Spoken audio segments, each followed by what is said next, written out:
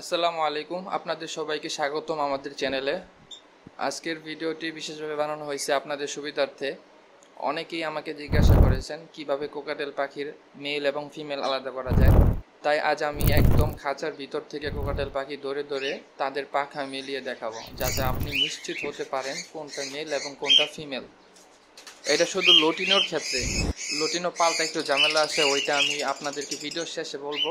তো চলুন আর দেরি না করে ভিডিওটি শুরু করা যাক।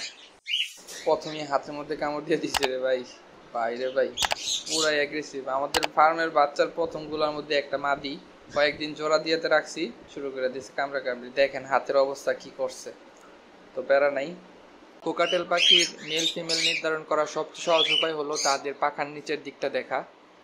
মেল পাখিটার নিচের দিকটা সাধারণত একটু এক রঙের থাকে।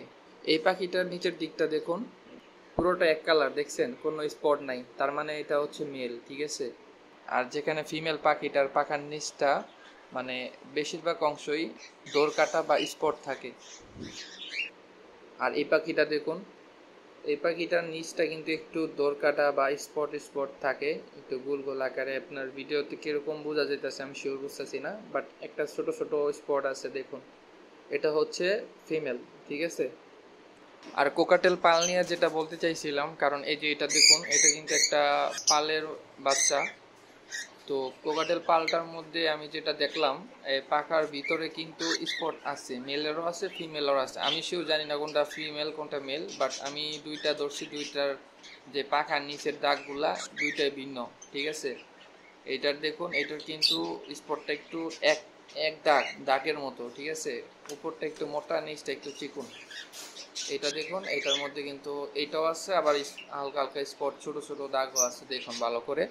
তো আমি এটাই বুঝতেছি না, আপনাদের মধ্যে যদি কোনো এক্সপার্ট থাকেন বা অনেক বুঝেন, তারা একটু আমাদেরকে একটু নক করে জানেন, কারণ অনেকেরই হেল্প হয়।